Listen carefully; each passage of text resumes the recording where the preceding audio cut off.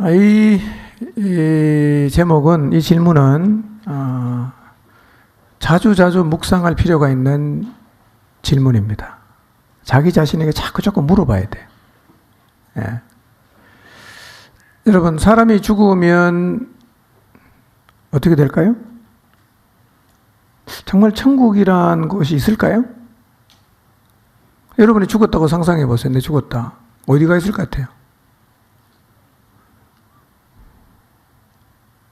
정말 예수님 말씀하시는 대로 천국이라는 곳이 있을까요?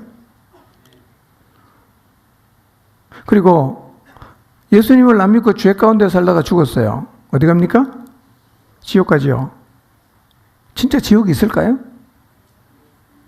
여러분 주변에서 하나님 없다고 말하고 하나님을 폄하해서 하나님이 자기하고 똑같은 존재인 것처럼 그렇게 말하는 사람이 정말 죽으면 지옥 갈까요?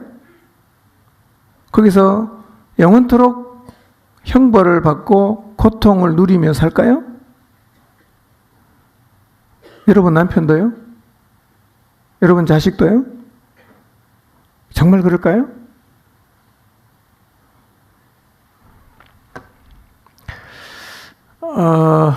그래서 성경에서 너무 당연하게 말씀하고 있지만 우리 시대에 와서 많이 희석이 되어버린 아주 원초적인 성경의 말씀, 성경 말씀을 우리가 정말 자주 묵상할 필요가 있어요. 제가 이번 수련회 때 묵상에 대한 주제로 특강을 1시간 할 건데요. 뭐를 묵상해야 되는가 하는 걸 제가 말씀을 드리긴 하겠지만 어쩌면 빤한 얘기지만 우리가 깊이 있게 묵상을 안 하다 보면 우리의 마음속에서 그 사실에 대한 깊은 인식이 없이 신앙생활을 할 수도 있어요. 근데 사실은 그게 핵심이거든요. 천국 없으면 우리가 뭐 때문에 이렇게 고생하고 세상을 역주행해서 삽니까? 그래서 사도 바울이 말하잖아요. 부활이 없다면 우리가 세상에서 제일 불쌍하다. 우리 몸이 정말 부활할까요? 사람이 죽었어요. 다시 부활할까요? 진짜? 한다고 믿을 수도 있고 안 한다고 믿을 수 있어요. 그러니까 이거 어떻게 믿느냐에 따라서 삶은 다를 수밖에 없습니다. 정말 부활하면 죽는 게 뭐 그리 겁나겠어요. 어차피 죽는 건데. 다시 부활하는데. 정말 부활하면 뭘 위해 살겠어요?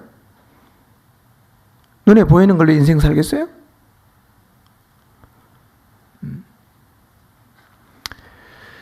그래서 신앙 고백은 우리의 마음에서 우러나는 진실된 신앙 고백은 우리 신앙의 자세와 태도에 결정적인 영향을 주는 거예요. 마음으로 고백하는 대로 우리는 신앙의 자세를 할 수밖에 없고 마음으로 고백하는 것이 우리의 신앙의 태도일 수밖에 없습니다. 여러분 생각해 보세요. 믿지 않는 사실을 믿는 것처럼 말하는 게 쉽겠습니까? 어렵죠. 그래서 믿어지지 않는 이야기를 그 사실을 믿는 사람하고 만나서 진지하게 대화를 나누는 것은 어려운 일입니다. 그러다 보니까 믿지 않는 사람은 믿는 사람이 모여서 나누는 진지한 신앙 고백을 나누는 자리를 피하고 싶겠죠. 재미가 없는데, 내가 낄 수가 없는데. 그리고 자연스럽게 그런 부분에 대한 언급은 안 할 것입니다. 안 믿어지는 거니까. 안 믿어지는데 어떻게 믿어지는 것처럼 천연덕스럽게 계속해서 위선할 수가 있겠어요? 그거 불가능하죠. 그래서 믿어지지 않는 사람은 믿는 사람하고 나눔을 하면 자꾸 엉뚱한 얘기하는 겁니다. 핵심에 대해서는 언급을 피해요. 안 중요한 것만 계속 얘기하는 거예요. 바리새인 똑같죠. 그래서 결국 이것은 우리의 신앙의 현주소를 보여주는 부분이라고 볼 수 있는데 여러분 목장 안에서 설교를 나누라고 하면 너무나 재미가 없고 그 얘기를 하기가 싫고 피하고 싶다. 그리고 이 시간이 되면 말씀의 내용을 나누는 것보다는 자꾸 딴 얘기를 하고 싶다. 그리고 목장 식구가 모여서 처음에 직장 얘기도 하고 아이 얘기도 하고 뭐 이럴 때는 막 입에 침 튀기고 얘기하다가 말씀을 나누자 그러면 갑자기 침묵한다. 이게 내 모습이라고 하면 내가 정말 예수님을 향한 신앙 고백이 무엇인가를 정직하게 생각해 봐야 됩니다. 괜히 그렇게 되는 게 아닙니다. 뭔가 심각한 문제가 있다고 봐야 됩니다. 뭐가 문제냐? 고백에 문제가 없으면 일부러 그렇게 살 수가 없어요. 안 믿어지는 걸 믿어지는 것처럼 말하는 게 얼마나 어렵겠어요. 그러니까 그런 얘기를 자꾸 안 하고 싶은 거고 회피하고 싶고 딴 얘기를 하는 거예요. 딴 얘기. 설교 나눔하라고 오늘 뭐 예배 시간에 더웠다, 뭐 추웠다, 앞에 사람 자꾸 담요 털어서 먼지 났다, 뭐 이런 얘기만 하는 거예요. 뭐가 중요한 얘기 그게? 본질을 벗어난 엉뚱한 얘기를 계속하는 사람은 정직하게 자기의 내면을 봐야 됩니다. 그럼 예수님인데 그게 핵심이 아니잖아요. 네. 그래서 교회를 다니고 신앙생활을 한다고 하면서 신자의 대화에 끼지 못한다는 것은 참 안타까운 일입니다. 그런데 혹시 말이에요, 나는 그런 대화에 함께 하지 못해도 상관이 없다 라고 생각을 하신다면 그 대화에 끼지 못하는 것이 얼마나 위험한 상태인지에 대해서 우리의 구원자 되시는 예수님이 하신 말씀에 귀 기울일 필요가 있습니다. 대화에 끼지 못하는 사람을 향해서 주님이 뭔가 매우 중요한 일침을 놓으셨어요. 그게 오늘 읽은 본문 21절부터 24절까지입니다. 띄울 수 있나요? 우리가 성경을 읽을까요? 제가 원고를 안 줬거든요. 21절에서 24절. 네, 근데 빨리 해줘야 돼. 오케이. 네, 우리는 인데서 참을성이 없습니다. 오케이, 됐습니다. 읽어보겠습니다. 시작. 너희가 나를 찾다가 너희 죄 가운데에서 죽겠고 내가 가는 곳에는 너희가 오지 못하리라. 유대인들이 이르되 그가 말하기를 내가 가는 곳에는 너희가 오지 못하리라 하니 그가 자결하려는가? 예수께서 이르시되 너희는 아래에서 났고 나는 위에서 났으며 너희는 이 세상에 속하였고 나는 이 세상에 속하지 아니하였느니라. 그러므로 내가 너희에게 말하기를 너희가 너희 죄 가운데서 죽으리라 하였노라. 너희가 만일 내가 그인 줄 믿지 아니하면 너희 죄 가운데서 죽으리라 그랬어요. 지금 예수님하고 유대인이 계속 대화를 하지만 대화가 이어집니까? 겉돕니까?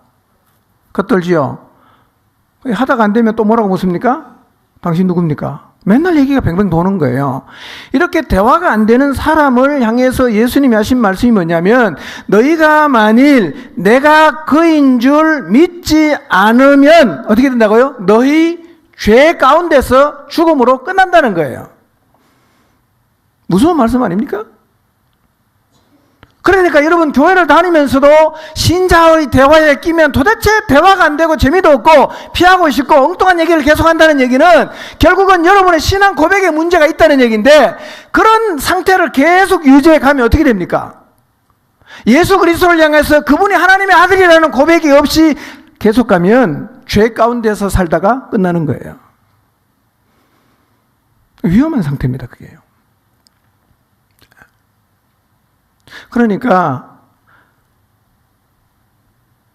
예수님의 말씀을 지체들과 더불어 나눌 수 없는 상태는 사실은 굉장히 위험한 상태입니다. 예. 우리는 만나서 영적인 얘기를 하면 통해야 됩니다. 통해야 돼요. 예. 계속 안 통하면 주님의 경고를 기억해야 돼요. 너희가 만일 내가 그인 줄 믿지 아니하면 너희 죄 가운데서 죽으리라.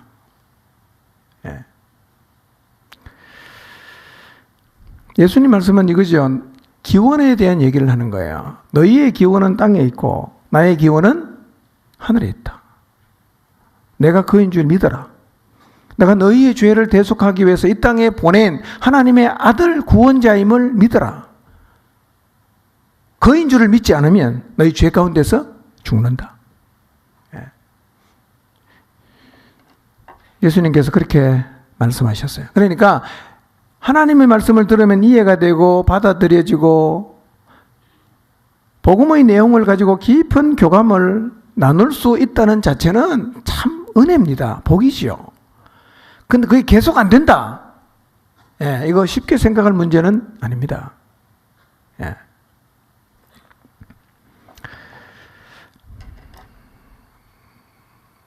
모든 사람이 죄를 범했어요. 다시 말씀드리면 모든 사람이 하나님을 다 떠나갔어요. 우리가 하나님이 없다고 말한다고 하나님이 없어지는 분은 아니에요. 우리가 없다고 해도 하나님은 계십니다. 하나님이 버젓이 살아계시는데 우리가 하나님을 떠나가서 하나님이 없다고 말을 하는 가장 심각한 죄를 우리는 지었어요. 그렇지만 하나님은 지금도 그런 죄인이었던 우리들이 돌아오기를 기다리고 계십니다. 기억하십시오. 뭐가 죄냐? 마음에서 하나님을 없앤 게 죄지요. 여러분의 마음에서 하나님을 없애보십시오. 누가 하나님이 되는가? 내가 하나님이 됩니다.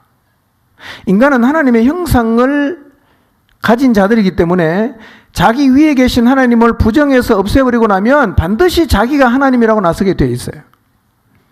실제로 하나님을 배반하여 떠나간 사단은 자기 자신을 하나님의 자리에 앉혔어요.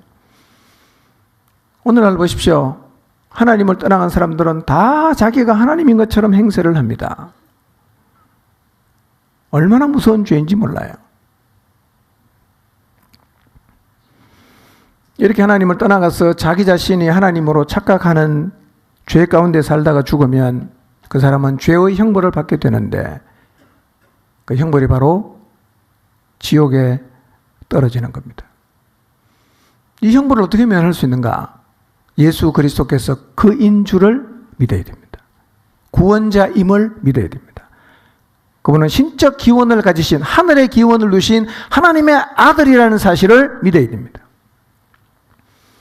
이 논쟁의 끝자락에서 예수님을 믿는 사람이 생겨났어요.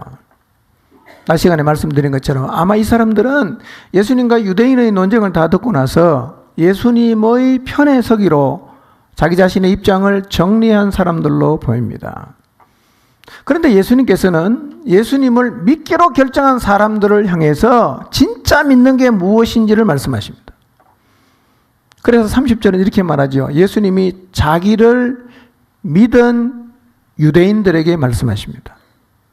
자기를 믿는다고 말하는 유대인들에게 말씀하십니다. 뭐라고 말씀하시는가?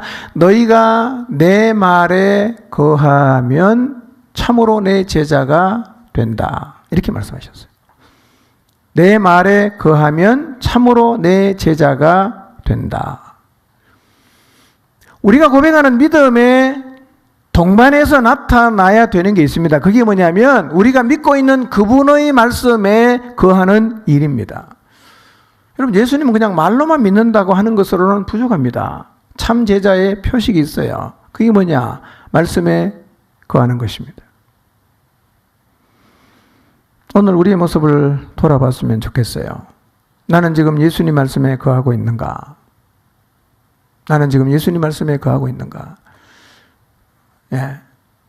가끔씩 여러분의 삶 속에서 여유가 생기면 이런 질문을 좀 해보십시오. 오늘 내가 거해야 되는 예수 그리스도의 말씀이 무엇일까? 이걸 한번 자신에게 물어보고 깊이 묵상해 보시고 생각해 보시길 바랍니다. 오늘 내가 거해야 되는 예수님의 말씀은 무엇일까? 거한다는 말의 첫 번째 의미는 모든 선택의 순간에 예수님의 말씀을 붙잡는 것이라고 말씀을 드렸습니다. 여러분 인생을 살다 보면 여러분 주변에서 조언해 주는 사람들이 굉장히 많죠?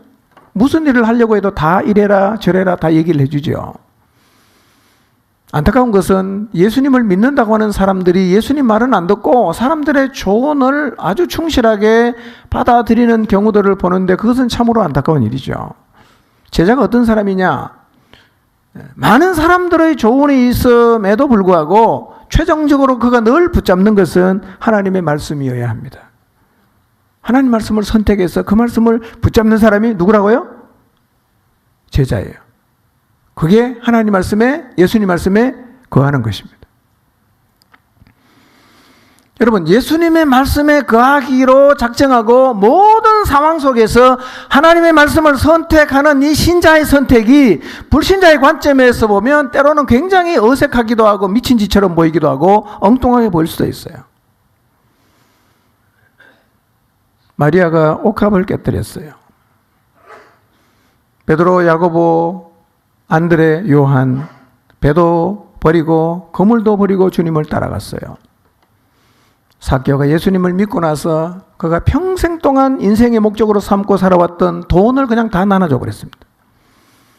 밤새도록 고기를 잡았는데 한 마리도 못 잡았어요. 주님이 오시더라면 깊은 곳에 그물을 던져라 라고 말씀하시는데 또 던졌어요. 이렇게 예수님 말씀을 선택하고 순종하는 사람을 성경은 제자라고 얘기합니다. 이 사람이 제자입니다.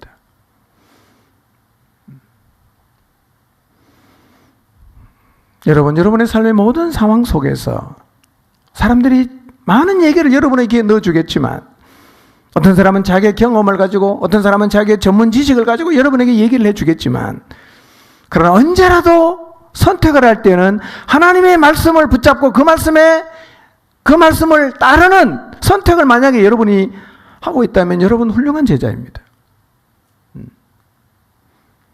제자는 예수님의 말씀에 거하는 사람입니다. 두 번째로 거한다는 의미는 삶의 근거를 말씀에 두고 사는 거예요.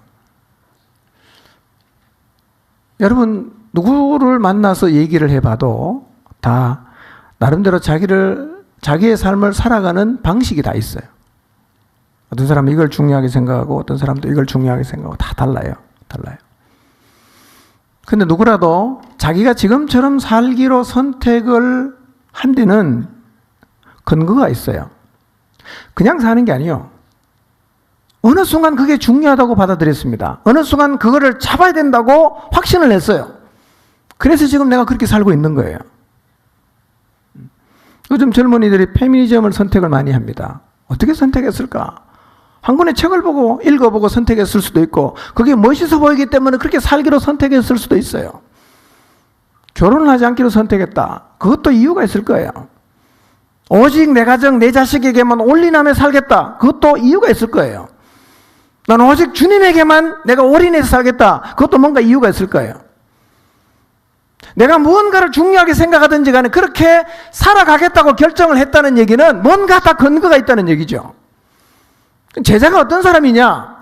지금까지 자기가 인생을 이런 방식으로 살아오게 만든 근거가 있었는데 예수님을 만나고 나서 나를 그렇게 살게 만들었던 과거의 근거를 다 부정하는 거예요.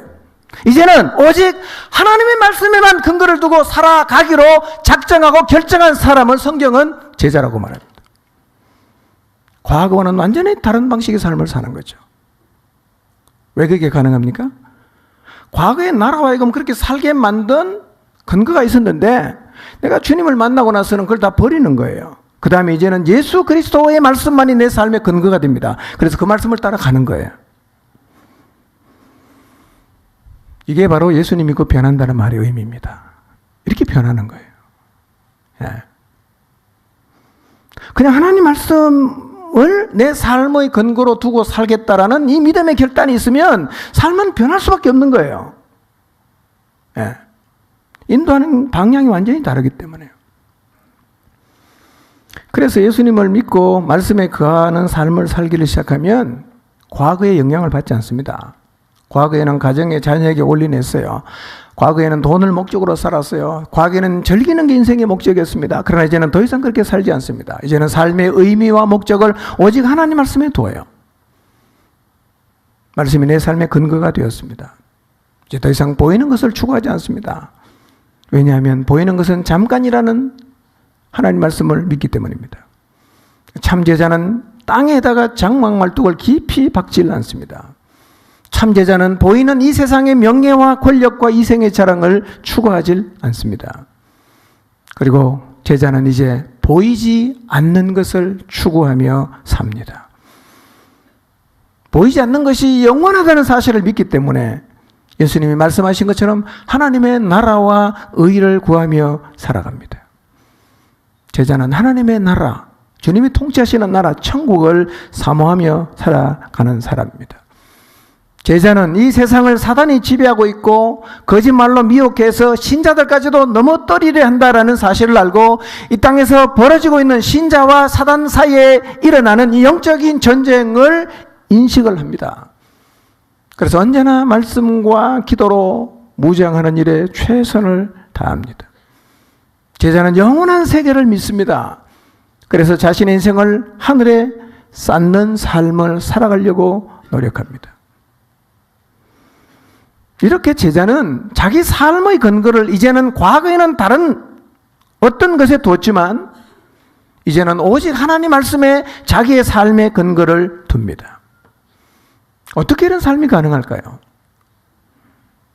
여러분, 이것은 어금니 깨물고 노력해서 되는 게 아닙니다. 이런 삶의 출발은 올바른 신앙 고백이에요. 신앙 고백이 있으면 그냥 가는 거예요. 신앙 고백이 안 되면 아무리 노력해도 이런 삶은 살 수가 없습니다. 여러분, 믿어지지 않는데 어떻게 내 인생을 던질 수 있겠어요? 불가능하죠. 믿어지는데 안 던지는 것도 사실은 불가능한 거예요. 그래서 신자와 불신자의 삶이 다를 수밖에 없습니다. 그러나 우리는 하나님 말씀대로 살려는 노력보다 우선해야 되는 게 뭐냐? 그분을 향한 올바른 신앙 고백을 갖는 거예요. 이 시간 우리 모두 예수님을 누구라고 고백할 수 있는지 다시 한번 그리스도 앞에 서서 정직하게 여러분의 내면을 한번 살펴보시기를 바랍니다. 그리고 예수 그리스도 그분이 하늘의 기원을 두고 있는 하나님의 아들이요, 우리의 죄를 사하기 위해서 이 땅에 오셔서 십자가에 죽으신 그리스도, 곧 구원자로 진실되게 고백하는 자리에 서게 되시기를 주님의 이름으로 축원합니다. 기도하겠습니다.